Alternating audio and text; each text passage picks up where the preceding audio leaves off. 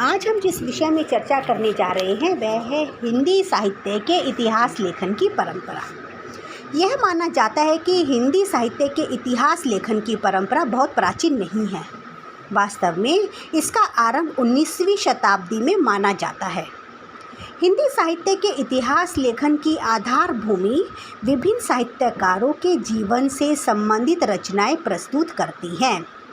इस इतिहास लेखन में पहले तो विभिन्न कवियों का व्यक्तित्व और कृतित्व ही प्रस्तुत किया जाता रहा है।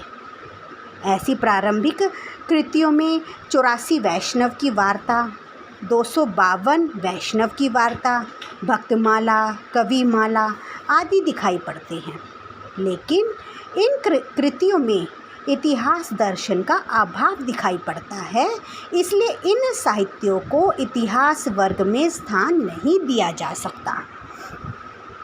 हिंदी में इतिहास लेखन की परंपरा के विषय में सबसे पहले जिनका नाम लिया जाता है वह है गारसा दा तासी, जो कि फ्रेंच विद्वान थे। इन्होंने हिंदूशी हिंदुस्तानी साहित्य का इतिहास लिखा था, जिसमें हिंदी और उर्दू के विभिन्न 738 कवियों को रखा गया था। इसमें से 72 हिंदी के कवि सम्मिलित किए गए थे। हिंदी और उर्दू दोनों भाषाओं के कवि सम्मिलित होने के कारण इस ग्रंथ का सर्वाधिक महत्व है। यह ग्रंथ हिंदी साहित्य के इतिहास लेखन का प्रथम प्रयास माना जाता है। लेकिन इस ग्रंथ में भी कुछ खामियां पाई गई, जैसे कि युगीन प्रवृत्तियों का अभाव होना, कवियों को कालक्रम के स्थान पर अंग्रेजी वर्णमाला में प्रस्तुत करना, हिंदी और उर्दू के कवियों का मिला जुला रूप पाया जाना, यह सब त्रुटिपूर्ण माना गया। लेकिन इन सब के बावजूद भी इतिहास लेखन की परंपरा में गारसा दा तासी को गौरवपूर्ण स्थान प्राप्त है। इस दिशा में प्रथम भारतीय प्रयास शिव सिंह सेंगर के द्वारा किया गया। इनका ग्रंथ शिव सिंह सरोज 1888 ईस्वी में प्रकाशित हुआ था। इस ग्रंथ में 1998 कवियों को सम्मिलित किया गया था। शिव सिंह सेंगर ने इस ग्रंथ की रचना के लिए हिंदी और संस्कृत के अनेक ग्रंथों की भी सहायता ली। शिव सिंह सरोज जैसे ग्रंथ के बारे में यह कहा जा सकता है कि हिंदी का यह एक ऐसा पहला ग्रंथ है जो प्रवृत्ति साहित्य इतिहास लेखन का आधार ग्रंथ बना। लेकिन इस ग्रंथ में भी कुछ त्रुटियां पाई गई हैं। कवियों का कहना है कि इस ग्रंथ में काल विभाजन और नामकरण का कोई भी प्रयास नहीं किया गया। इस कारण से यह इतिहास ग्रंथ कम और नाम संग्रह ग्रंथ अधिक लगता है। हिंदी साहित्य इतिहास लेखन में जो प्रशंसनीय प्रयास किया वह था डॉक्टर जॉर्ज इब्राहिम ग्रियर्सन। इन्होंने सन 1888 में the modern vernacular literature of Hindustani नामक कृति की रचना की थी। इस ग्रंथ का हिंदी अनुवाद हिंदी साहित्य का प्रथम इतिहास डॉक्टर किशोरी लाल गुप्त ने किया था। अर्थात डॉक्टर किशोरी लाल गुप्त ने जो इसका हिंदी अनुवाद किया था उस पुस्तक का नाम था हिंदी साहित्य का प्रथम इतिहास।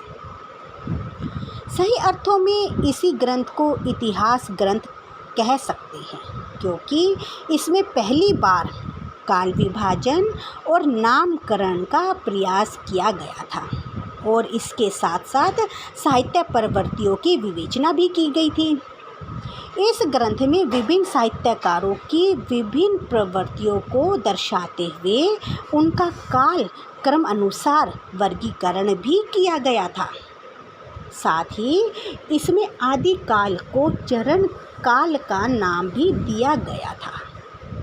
इसमें भक्ति काल के उदय की व्याख्या भी बहुत अच्छे से स्पष्ट की गई थी।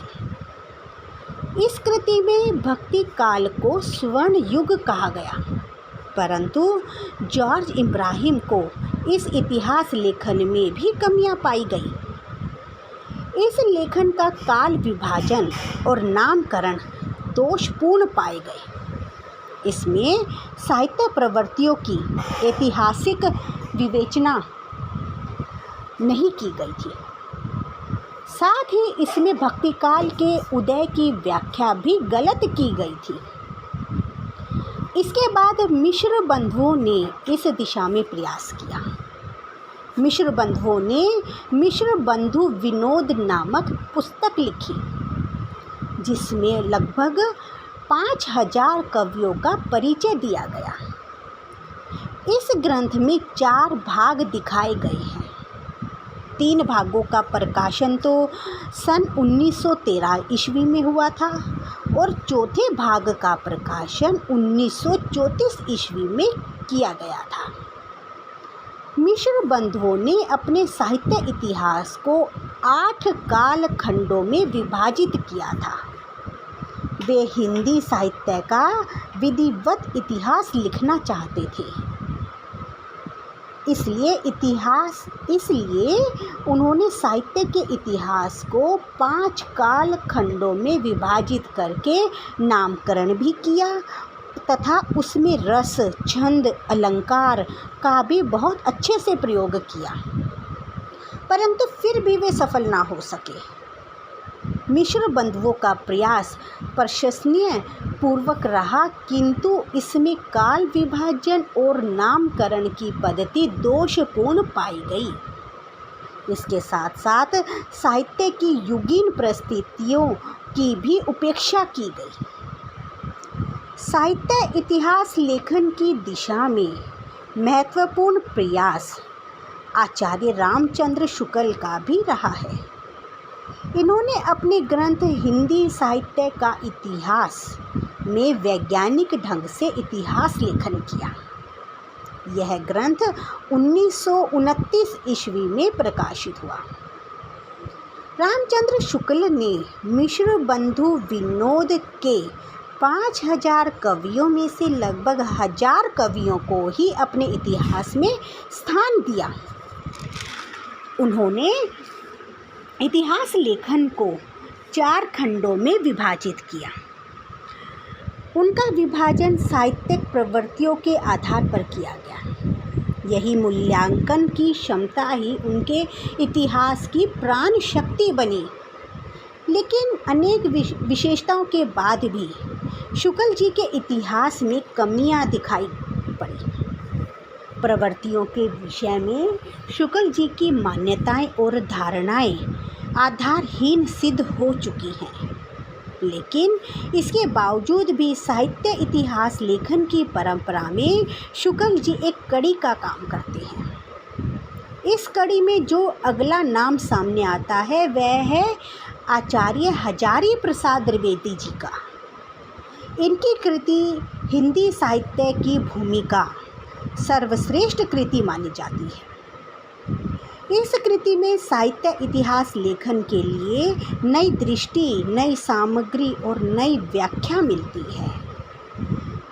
इन्होंने हिंदी साहित्य के प्रारंभिक काल को आदि काल का नाम दिया तथा भक्ति काल को भारतीय परंपरा का विकास माना। इन्होंने 3 ग्रंथों की रचना की है। पहली है हिंदी साहित्य की भूमिका, जो कि 1940 ईस्वी में प्रकाशित हुई थी।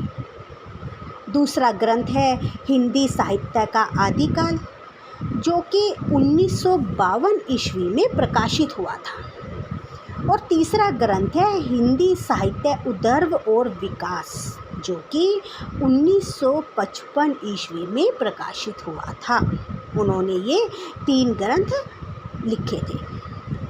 इसके पश्चात जो महत्वपूर्ण नाम है वह है डॉक्टर राम स्वरूप चतुर्वेदी का, जिन्होंने अपने ग्रंथ हिंदी साहित्य के विकास की दृष्टि का परिचय देते हुए आचार्य शुक्ल और आचार्य द्विवेदी जी की मान्यताओं को आपस में मिला दिया। इसके पश्चात डॉक्टर राम कुमार वर्मा ने 1938 ईस्वी में हिंदी साहित्य का आलोचनात्मक साहित्य लिखा। यह ग्रंथ 7 प्रकरणों में विभक्त था। यह वर्गीकरण आचार्य शुक्ल के वर्गीकरण पर आधारित था। इस लेखन में डॉक्टर गणपति चंद्र गुप्त भी सामने आए। उन्होंने हिंदी साहित्य का वैज्ञानिक इतिहास सन 1965 ईस्वी में लिखा। इनके साहित्य इतिहास की सबसे बड़ी विशेषता यह थी कि इन्होंने अनेक पाश्चात्य विचारकों और इतिहासकारों के विचारों का मंथन करके इतिहास प्रक्रिया का वैदिक अध्ययन प्रस्तुत किया है। इसी प्रकार डॉक्टर गुप्त ने आचार्य शुक्ल द्वारा प्रस्तुत काल विभाजन में संरचनात्मक परिवर्तन किया। इसी प्रकार डॉक्टर धीरेन्द्र वर्मा ने अनेक विद्वानों के सहयोग से हिंदी साहित्य ग्रंथ भी प्रस्तुत किया। इसमें मुख्यतः आदि, मध्य और आधुनिक तीनों कालों की साहित्यिक सामग्री प्रस्तुत की गई। इस प्रकार यह स्पष्ट होता है कि अनेक कमियां होने के बावजूद भी इतिहास लेखन परंपरा का विशेष महत्व है और यह लेखन की प्रक्रिया निरंतर चलने वाली प्रक्रिया है। यद्यपि नई खोजों और शोधनों के पश्चात इसका स्वरूप और भी स्पष्ट हुआ है।